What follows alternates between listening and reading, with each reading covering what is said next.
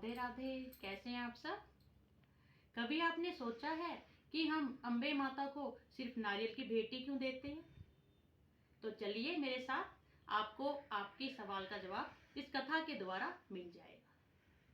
यह बात उन दिनों की है जब हिंदुस्तान पर बादशाह अकबर की हुकूमत थी। उन्हीं दिनों एक ध्यानु भगत, जो माता के बहुत ही परम भक्त हुए हैं, ध्यानु भगत अपने 1000 भक्त की टोलियों के साथ माता ज्वाला के दर्शन को जा रहे थे।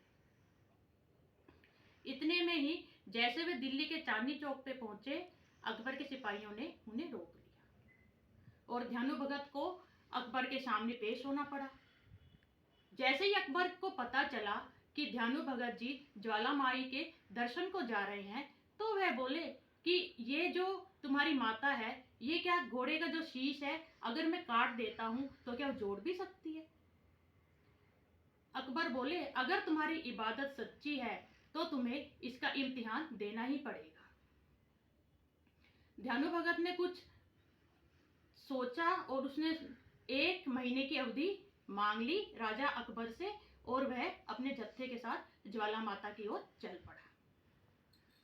जैसे ही ध्यानु भगत माता ज्वाला के दरबार में पहुंचे, उन्होंने मां से प्रार्थना की, हे माता, मेरी भक्ति की परीक्षा है। अकबर बादशाह मेरे भक्ति की परीक्षा ले रहा है। तू किसी भी तरह उस घोड़े को जीवित कर देना, नहीं तो मैं तेरे सामने अपना ये शीश चढ़ा के तेरे मंदिर में रख जाऊंगा, क्योंकि लज्जित होकर जीने से अच्छा तो मरना ही है।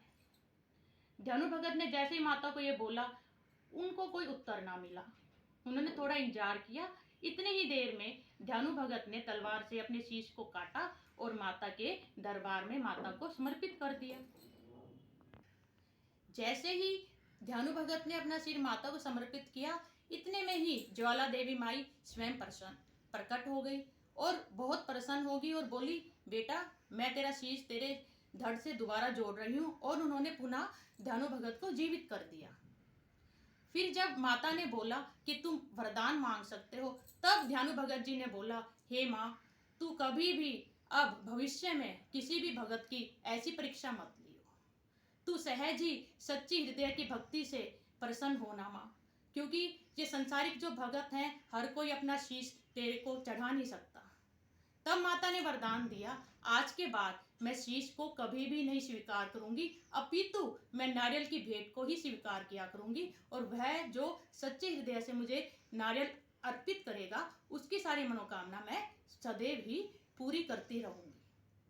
तो आपने देखा, इस कथा के अंतर्गत हमें पता चलता है कि माता अम्बे को नारियल की भेंट हम इसलिए ही प्रदान करते हैं। कहते हैं, जैसे ही राजा अकबर ने देखा कि घोड़ा स्वयं जीवित हो चुका है, तो वह आश्चर्य में पड़ गया और उसने अपने सैनिकों को कह के माता ज्वाला के जो जोत है, उस पे बड़े बड़े लोहे के तवे रखवा दिए, परंतु वह दिव्य ज्योति उन लोहे के तवे को फाड़कर उसमें से भी प्रकट होगी।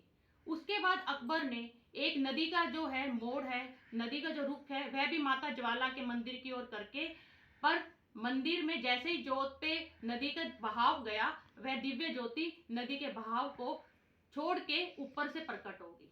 अब जब अकबर ने अपने ब्राह्मण, जो उनके दरबार में ब्राह्मण विद्वान थे, उनसे जब परामर्श किया, तब वह विद्वान ब्राह्मण बोले, यह माता स्वयं में ही शक्तिशाली है, अगर तुमने क्षमा नहीं मांगी तो तुम्हारे राज्य की हानि हो सकती है।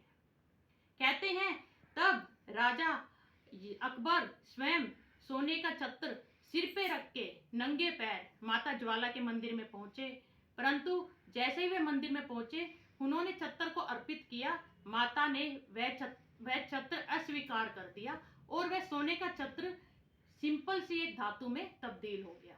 आज भी अगर आप ज्वाला देवी मंदिर जाएंगे तो अकबर का टूटा हुआ छत्र वहीं पर ही आपको मंदिर के दाईं ओर देखने को मिल जाएगा। तो देखा आपने ज्वाला माता के इतिहास और ध्यानु भगत की भक्ति। जय ध्यानु भगत की, जय माता की। राधे राधे, धन्यवाद।